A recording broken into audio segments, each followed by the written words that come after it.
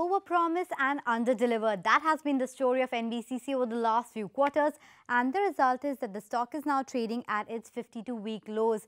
Now, the financial performance of the company has been subpar and below analyst estimates, while the order book quickly swelled from 26,000 crores in FY16 to 80,000 crores in FY18.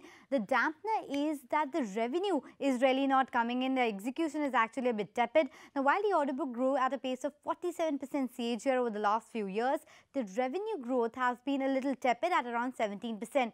Actually, the downtrend also got triggered by a corruption case that was filed by CBI against the CMD of the company, Mr. Anup Mittal, last year. As a result, the management bandwidth got a bit diluted, and big projects like Pragati Maidan, Sarojini Nagar, now Roji Nagar got a bit delayed. Now, given all this, the analysts had to cut down the earnings estimates, but the valuation multiples, they remained a bit elevated at 45 times forward earnings, and that really made the stock vulnerable to a correction. But what are the triggers going forward then? Firstly, the management is hopeful that with a lot of large projects starting in Q4 FY18, revenues will start showing meaningful improvement from Q1 FY19 itself. In fact, they are banking on a 25% growth in Q1 of the year, while they expect that the growth will be faster in rest of the year, and hence a 30-35% growth expectation for FY19 as a whole, and even a faster number of 40 to 50% growth in FY20.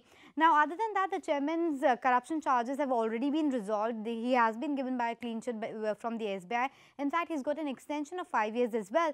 Now, further, the sentiment would be aided if the large orders that the company is working on, like Dharavi and Air India, will get executed a bit faster, and also if they tender the contracts at a faster pace. Now, in the analyst meet that happened just last week, they did say that they are looking to tender out 6,000 crore worth of project in FY19 itself. Now, what do brokerages make of this?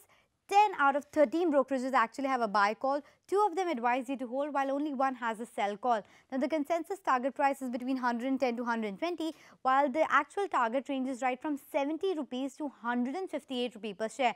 Now, SBI, for example, believes that execution ramp-up is just around the corner, and hence they have a buy call on the stock with a target of 158, while Edelweiss believes that real estate monetization remains a key determinant, hence they are sitting on the sidelines maintaining a hold call on the stock, while Ambit believes that execution pickup is still awaited, and the estimates that the analysts have still a large room for disappointment, and hence the sell call.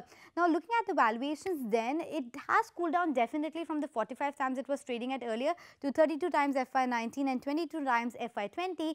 So, the valuations have become reasonable, but it seems like the street is still waiting for a recovery in the revenues before betting big on this stock. But a standard disclaimer, this is not a recommendation at all, just a collection of facts for you to consider.